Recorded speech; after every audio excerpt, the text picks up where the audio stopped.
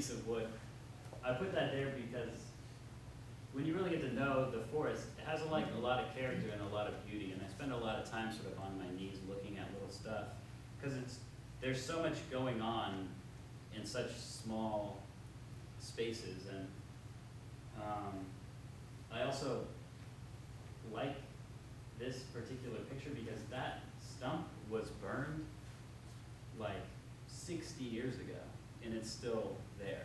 So it gives a sense of continuity within the forest, but also that it gives a sense of how dry the forest actually is, in the sense of where we're at, that things don't decompose, or trees and stuff on the surface don't decompose very quickly. You'll see on the Herland site and whatnot lots of pictures of things like really close up, because there's little universes happening all around us that are full of life, that I find really precious and worth knowing about, caring about. So Herland, the 20 acres of Herland Forest is part of a larger 120-acre stewardship forest, a property that is managed by the Windward community. The Windward community is a sustainability, education, and research cooperative and an intentional community that has been on the land for about 30 years, and that Herland Forest is an outgrowth of us trying to provide meaningful ways of engaging sustainably with our life and our livelihood. So obviously how we die and how we reintegrate back into the natural systems that provide for us is hugely important, and I think an important step forward in building like a holistically sustainable culture is really reckoning with this process of dying and regeneration. Now this is a picture of Windward, the Saar, Maine hillside on a spring day a couple years ago.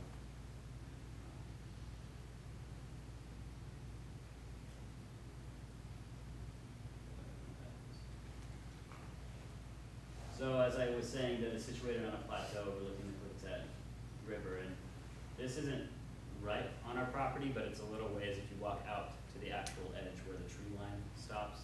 This is sort of looking out at the meandering Clickset River valley. Just a short distance away.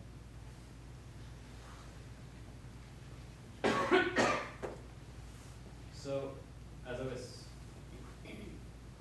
saying before, that really what I think is unique and special about Herland Forest is our dedication and serious lifelong commitment to stewardship, which to us is a very multifaceted thing to say. It's not only the care of land and whatnot, but it's also the care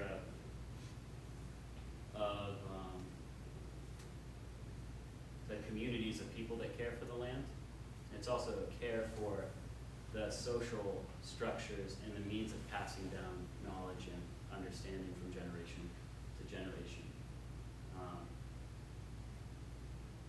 So Herland is a cemetery that is operated by people who live literally right next to the property and have a long-term interest in the well-being of the forest. That it's not only a cemetery that we manage, but it's our home.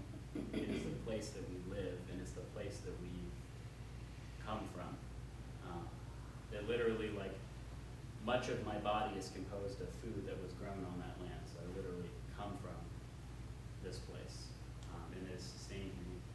And I hope that it will continue to sustain people long into the future, in as many and diverse ways as we can reckon with as a community.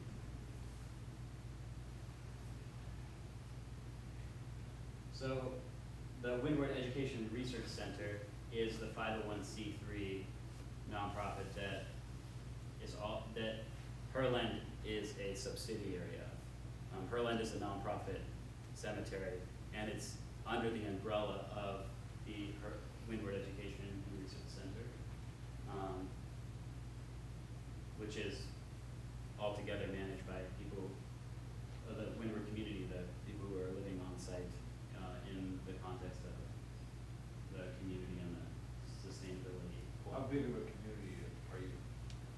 question. Right now we have 5 long-term on-site members, and we have another dozen people who are members of the community but don't live on site at all the time. They're involved in various ways. Many of them live in Portland and are sort of in and out of community seasonally or for short visits. And then we also host internships and apprenticeships and academic fellowships and events and workshops that we consider all of those people a part of our extended community, but technically speaking are not members. But at any given point in time, we have 2 to 4 apprentices or fellows on site that are living literally integrated into the community, and they're there with us for about 3 months at a time. So who owns it exactly? It is owned and operated, it's owned by another subsidiary corporation, which is called the Windward Foundation. So it's a charitable foundation, just like the MacArthur Foundation or whatnot, in the sense that it manages assets for the use of the Windward Center or for a charitable organization, which in this case is the C3. So it's not owned by any individual person, it's owned by a cooperatively managed corporation.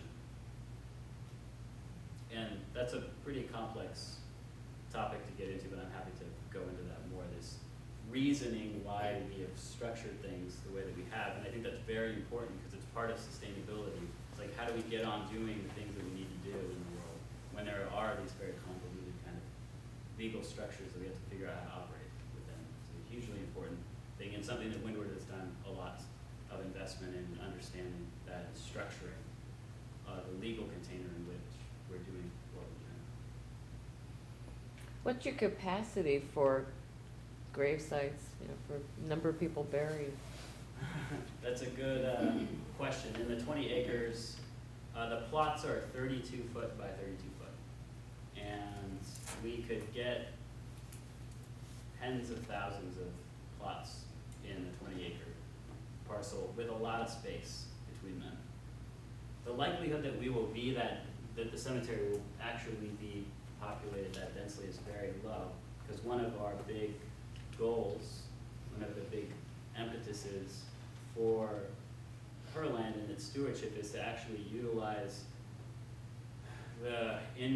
part of the income from grave sales to acquire more land in the adjoining parcels to Herland, which occupy a really critical watershed for the Klickitat River, and that are currently owned and logged by local logging companies. And I can put it out there that logging in a watershed is generally detrimental to the watershed, and we would hate to see the same mistakes be made in our backyard. So when we have enough income to purchase more land, we will do that, and it will be under the auspices of the cemetery, and so burial will continue into that land as well. So I don't foresee a large density. If we were to bury 300 people, we would have more than enough income to purchase another 100 acres where we're located because of the rural nature of it and the cost of land.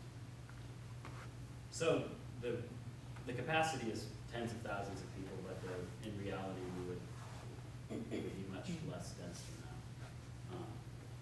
because of what we're specifically endeavoring to accomplish with the structure of the cemetery and the income from it. How did you come up with the 32 by 32? I did an ecological assessment. I'm informally trained as an environmental scientist and ecologist, and I did an assessment about how large of a space would I need, that taken on average I would be able to find a place within that 32, within this space, to open and close a grave with the minimal amount of damage to the existing trees. And I found that that was suitable given the structure of the forest that we have. Yeah, of the range of greens or natural cemeteries around in this area, there's a few in, well, there's one in Goldendale, and then there's one in Bellingham, and then there's other ones in Canada. And they, depending on the land itself, what's on the land really determines how many plots can actually be gotten in an acre, because you do have to pay attention to the trees and where, you know, in this spot, where would I could find a place to put a body. So it's that, it can be all over the place in terms of the density of graves Yeah. per acre. Yeah, and that 32-foot by 32-foot plot would almost never be directly adjoining another 32-foot by 32 plot, simply because of the structure of the forest itself. So there's always gonna be like lots of space that nobody's buried in and that nobody sort of owns, which I think is philosophically sort of in alignment with our goals as a ecologically based organization and cemetery, that there's always space for her, right? It's called Herland, as in Mother Nature's land, and that's sort of wraps in that theme, even to the very specific burial practices that we have. Are there more questions along this line? Just out of curiosity, are there any rules or guidelines on natural burial that set out the time limits or the procedure or anything like that? I'm not sure what you mean by time limits. Well, let's say you have a death and you want a natural burial, but you don't want to embalm it. How long do you have before you have to put them in the ground? So legally, I can't speak to this. Sure. I'm speaking as someone who works as a funeral director, but before that, a home funeral consultant, from a Sacred Moment in Everett, and we really try to support green burials. So,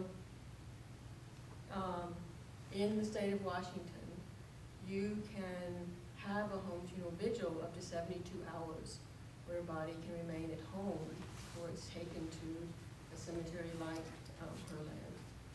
And you only have to, the law is that you only have to refrigerate after 24 hours. Hardly anyone knows this, and most funeral homes don't really want you to know that, because it's very lucrative to be able to pick the body up right away, and it's charged per day for storage of that body in their facility. But it's completely legal to care for the body yourself, and refrigeration in the Washington law can mean dry ice. So At if, home, like- yep, at home. So if families want to use dry ice, they can do so after 24 hours, and then a body can actually remain in the home for up to 72 hours. And it may take up to 72 hours to get the paperwork done. Yeah, that's what I was curious So, about. and that depends on when the doctor signs a death certificate, how you file the death certificate. Luckily, we're now become electronic in King County and Snohomish County, and so that process is gonna be speeded up. But it also makes it harder for the electronic system actually makes it harder for families to do their own paperwork. So as a funeral home, a Sacred Moment, we are very invested in helping families do what they want to do and possibly not even use us. So we do a lot of education and empowering of families to do this.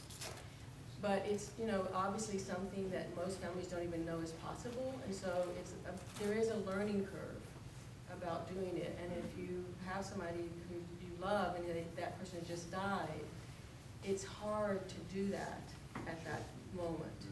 So I always recommend that if you're interested in learning more about the home funeral vigil that will then lead to a natural burial, or because you can also cremate, obviously, that you think ahead and you plan ahead to do that kind of thing. But just to answer your question, it's very possible. Yeah. thank you very much. You can speak much more authoritatively that I can. There was another question? Sure. As a customer or guardian, or how you refer to it, do we get to choose where on the land, or do you direct it to a certain area? Or? So I love to take people on walks through the forest and answer their questions and allow them to feel out what feels right for them. And there are some people that have chosen to do that. There are other people that have chosen to leave it up to the cemetery to choose. So either is an option. Yeah. Can cremains be placed in the grounds? They can. We have not sold any rights to bury cremains in the cemetery. But that is an option, and it's on our price list that's on our website. So that is a potential. And there's an area that is generally set aside for that within the cemetery, so that because it has to sort of be containerized, that cremated remains are buried in this area. However, if one wants to purchase a full burial site and have cremains placed in there, that's an option. And we're also, as an organization, we're like kind of informal in the sense that we like to get to know the people that are buried or that are thinking about becoming guardians. And I foresee this being a common thing where perhaps one person have decided that they want to be buried in Herland Forest, and that they also might want to inter or scatter ashes in that same site that they have interment rights for. And I personally don't see any issue with that, and I would encourage that. We've not actually done that yet, so it's still very much the process of working it out on a person-to-person basis, but I welcome the conversation, and it's my intention to be as conscientious as possible as to how to work that out. It's not my intention to nickel and dime people about such things. Yeah. Sounds like the cremated remains need special treatment. I'm not really sure about that. Just from what your comments were, that they have to be handled differently. They don't have to be handled differently, but it is common practice and generally desired by the cemetery board that within cemeteries, if you're going to have a place where ashes are interred, that not be mixed up where other burials are happening. But that's not always a common practice, but it makes, for me as a cemetery manager and having to figure out how to do this effectively, it does make a lot of sense to have an area for that, to be separate. But it's not that they need to be handled in any different way. It's actually quite more lenient. If indeed somebody wants their cremated remains buried. I have not met a person who wants that. Mostly they want scattering. Scattering is the only thing that I personally encountered in all the conversations that I have. So these are bridges essentially that are crossed when we get to that. And it's a conversation to have about, well, what do you want? What are your specific desires? And then how can we work together within the framework that we have? Because the Herland is being cooperatively created by all the guardians that are choosing to be buried there. I mean, to sort of de facto, that people very much have a capacity to have an influence in how cemetery practices evolve and move forward, and to give their perspectives and insights as to what makes sense for them. I had something I wanted to add to your comment about choosing your own gravesite. And one of the things that as a community of people who live at the site and love the land and connect with the land, we will also want to encourage the individual, the guardian, and their family to come out and participate and explore what we're doing. And currently we have Memorial Day weekend set aside as our annual open house.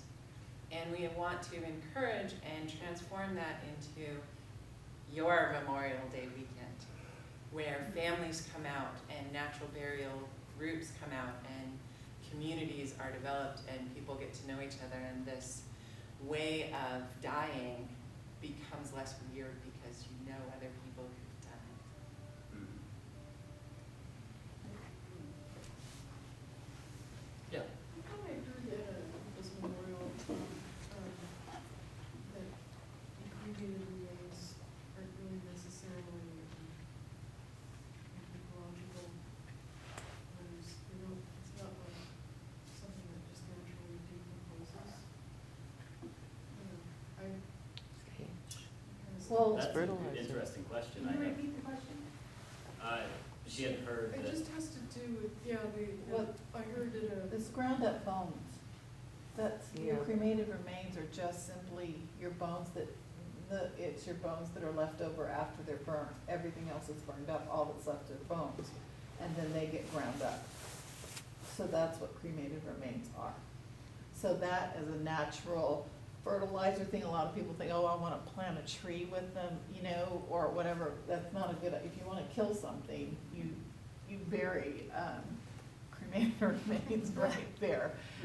You need to mix it with good soils and things like that, so, yeah.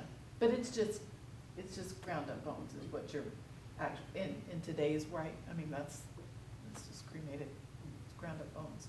yeah, I don't know specifically, my sense is that there's a component of ash and a component of the bones that are left over after. Yeah. And any nutrient that's in high enough concentrations is poison. Yes. So that principle applies equally to any type of fertilizer. So it would be better to have it be mixed and diffused in some way. So that then, similar to the formaldehyde, that when you have it in a large concentration, it's very difficult for living organisms to start working on it. It actually becomes kind of toxic environment. But having it spread out enables it to actually start being readily incorporated back into the biosphere. Any more questions? They're great questions. Good. I want to answer get to what you're thinking about in this process. So these are just some pictures of the community. To the right, in the center, is Lindsay Hagman, who is the president of the Windward Foundation and a really key person in the Windward community. And to either side are two apprentices, and they went on a hike to the edge of the plateau, like an overnight hike, in order to see and explore. So that gives a sense of some day-to-day life within the community. A bunch of nature freaks out there. And then to the right is myself at the Village Helix that Oakland was just talking about. It's our Memorial Day weekend, giving a class about some of the agroecological systems. So that's like farming and ecology, farming like an ecosystem, essentially. And that's in one of our main gardens spaces. So you get a sense that there's this community that's going on all the time in and around the cemetery that is trying to propagate ways of knowing and actually living, modeling systems that can help people meet their needs in a sustainable way. So Herland is just another component of that larger sort of vision.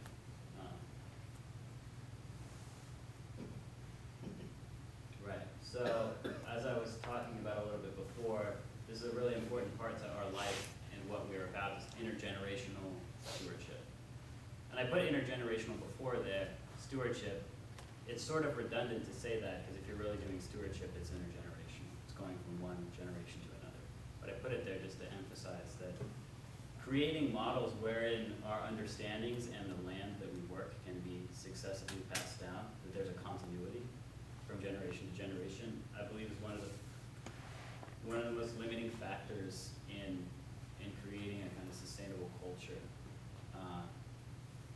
we stand today, because there's sort of been a break in the continuity.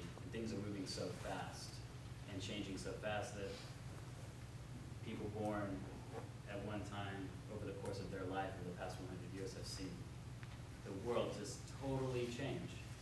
And I feel, I mean, I'm not that old, but I've experienced that as well, and that I even have a hard time relating to somebody who's 10 years younger than me. There's not even continuity within what was less than a generation. So this is a really important concept that as a community, as an organization, we are endeavoring to reckon with these forces of the times that seem to be tearing that fabric apart that everyone's so important to how we move forward. So this is a picture of the community this past winter at a celebration we had at the winter solstice. And there are some long-term members there. There are some shorter-term members that were living on site at the time. And there's actually at the bottom right is Lynn Cosmos, who was our very first guardian. She was the very first person to come forward and say, I want to be buried here. And she's from Yakima, Washington, and she's like one of the community. So it gives a sense that if it's so desired, there's more of a capacity for a relationship with the community that's behind Herland than merely just being buried there. Right, and that Windward overarchingly is dedicated to preserving and expanding our ecological understanding so that we can better live with the land. And that's necessarily an intergenerational endeavor. I think as it's written on the Herland site, that the lifetime of a forest is really long. It's much longer than the lifetime of a human. So if we're going to get right with nature, we need to have ways of having continuity from generation to generation. And we hope that Windward is a nucleus out of which that can grow, and that Herland is an important part of how that will be accomplished. Another aspect of our goal is to actually keep the resources that we have locally local. Because one of the banes of rural communities across the world is that of resource extraction and basically not being in control of your livelihood because of the global economic system. And so Windward is working on various things such as how to grow food in very marginal conditions that is otherwise not considered viable. And not only to grow food, but also forage and fiber and materials for crafts, and et cetera, as well as developing a village-scale energy platform for the conversion of what is otherwise waste woody biomass, that is like trimmings from trees and whatnot, and slash left over from forestry operations, and actually converting that into various types of fuels that can fuel an on-site village through very efficiently scaled successive energy systems that lead to actually the synthesis of liquid fuel from wood that is like gasoline and diesel